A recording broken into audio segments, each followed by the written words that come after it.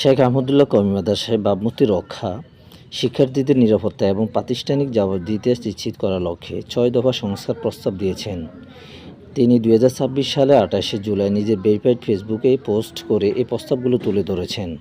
সংক্ষেপে তার ৬টি প্রস্তাব হলো: নাম্বার ১, কেন্দ্রীয় স্বাধীন তদন্ত কমিটি গঠন করা, নির্যাতনের অভিযোগ দ্রুত তদন্ত, দোষীদের বিরুদ্ধে ব্যবস্থা এবং একটি কেন্দ্রীয় ব্লক লিস্ট তৈরি করা।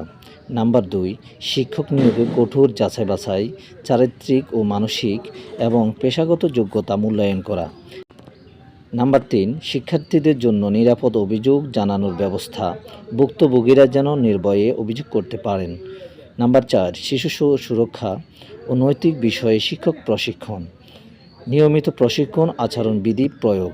নাম্বার ৫, মাদ্রাসায় নিয়মিত তদারকি ও অডিট করা, শৃঙ্খলা ও নিরাপত্তা নিশ্চিত করতে পর্যবেক্ষণ জোরদার করা।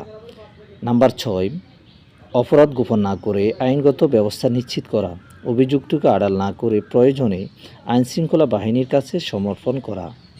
শেখ আহমদুল্লাহর বক্তব্য ছিল, কওমি মাদ্রাসার প্রতি মানুষের আস্থা বজায় রাখতে হলে অন্ধ আত্মপক্ষ সমর্থনের পরিবর্তে আত্মসমালোচনা, স্বচ্ছতা এবং কার্যকর সংস্কার জরুরি।